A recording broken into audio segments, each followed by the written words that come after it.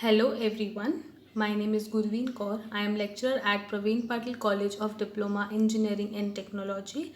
I am teaching you all the subject of environmental studies. Now we will be starting with chapter number 5, which is the last chapter in environmental studies, that is social issues in environmental education. This chapter is all about various type of laws and acts which are provided by our Indian Constitution. The weightage of this chapter is 12 marks. These are the content, you can say syllabus, which is provided by MSBT. So it includes Article 48A, 51A of Indian Constitution, CP, CB, norms and responsibilities, roles of different NGOs, then the concept of sustainable development, EIA, environmental morality, management measures. It includes rainwater harvesting, groundwater recharge, green belt development, use of energy which is renewable, watershed management, and interlinking of different rivers. And last topic will be role of information technology in the environment and human health and learning outcomes. In this chapter you will be learning about various articles which is provided by the constitution, then roles and responsibility of what MPCP and CPCB are doing, concept of sustainable development, in that how different things work that you are going to learn, management measures, and last role of industry, IT industry. It plays a very important role because nowadays that I can say nothing or no proper management is done if we are not having IT measurements, if we are not having any content related to information technology. Everything is surrounded by internet, so this plays very important role in advertisement also, in awareness also, and many more factors. So now we'll start with the first topic, that is Article 48A and 51AG. These are the articles we can say which is provided by the Indian Constitution, and it is very important in terms of protection of the environment, prevention of the environment, and everything. So Article 48A is the article which provides protection and improvement of our environment, and also it provides with safety measurements for forest life and wildlife. So this includes in 48A, means a protection act is provided, and after 48A 51A act was introduced. 51A act plays a very important role because it provides us with fundamental duties, and these fundamental duties are the duties which is a, you can say, responsibility of every Indian citizen. Every citizen should follow certain norms and should work in a way that even we can provide our contribution in terms of environment. So first 48A was introduced where only government were taking measurement. After that 51A was introduced, in which it became the responsibility, or you can say it is written that every citizen is also equally responsible for the protection of the environment, not only the government. Now how all these things started, I'll just explain it to you all. Initially, in the starting stages, I'm talking it around after independence, India was not having any provisions or direct measures in terms of environmental protection.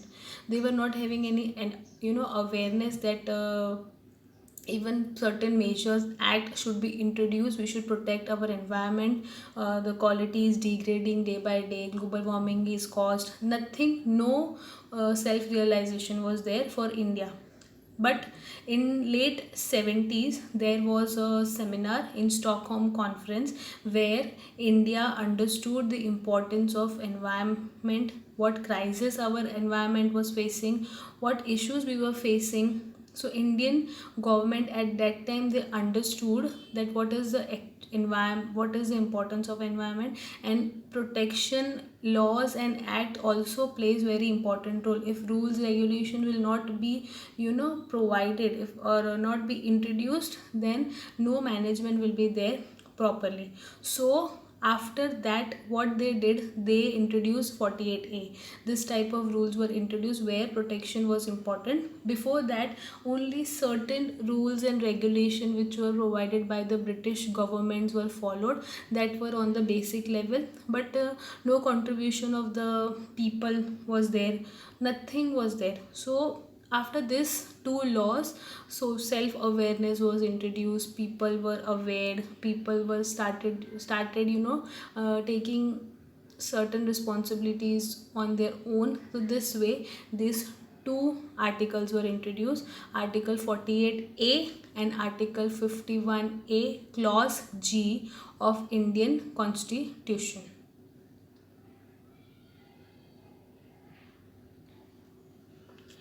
Let's move to the next part. Functions of CPCB. First of all, CPCB stands for Central Pollution Control Board. This board, it provides technical services to the Ministry of the Environment and Forest. And these functions, they work on both the levels. It works on national level also, and also on the state level and territory levels. Means each, even it is the responsibility of whole nation that these norms should be followed. State level also following conduction should be done, and at different union territories also follow this norm. So all over India, this norm and functions are used and followed. This act was introduced in 1974. It mainly deals with, you can say, air. Two important factors are included over here. First is water, second is air. Okay, they deals with the quality of water, air, everything. We'll learn in detail over here. All type of functions are given which are conducted by CPCB. First is the air quality pollution, water quality pollution, urban area programs, that is eco city program, then municipal solid waste rules, noise pollution, environmental data statistics. First is air quality and pollution. I have already explained your ambient air quality standards over there. What we read, that there are certain concentrations, if that type of concentrations are present in larger amount in the atmosphere, it it is very very harmful for our environment, correct? And also the atmosphere will be affected, which will lead to global warming, greenhouse effects, and many more factors.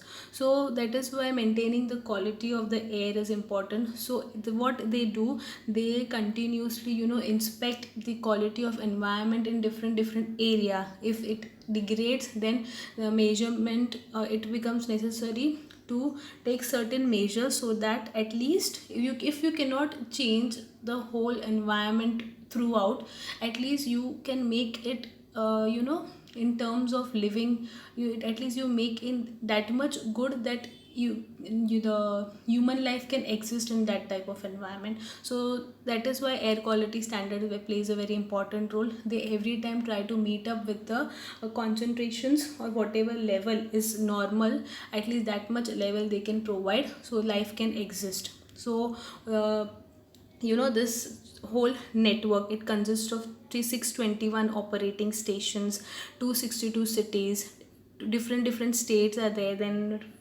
union territories also of the country are included in this. And this awareness program is called as National Air Quality Monitoring Program.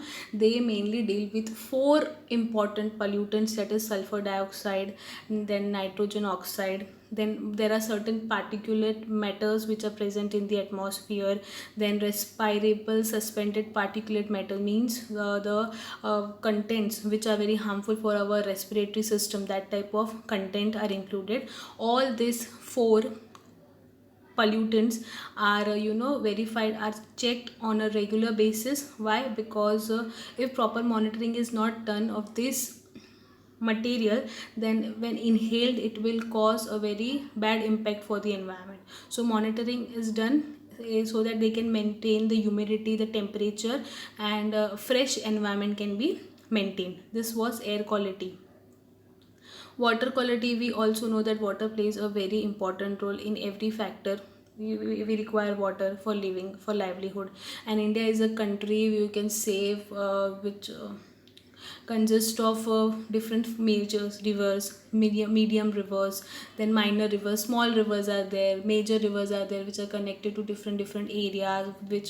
There are rivers which are, very important in terms of the sources of livelihood for water, drinking water. Many factors are there, and even surface level water is there, which is important. If we are not maintaining the quality of that type of water, then what is the use? So that this part also we have studied water quality standards. In there, over there also we learn that certain concentration we should check, so that quality of the water is not spoiled, like whether it is the turbidity of the water, whether the texture is sticky, or the color is foggy, sorry, color is dull or white, or plain or not.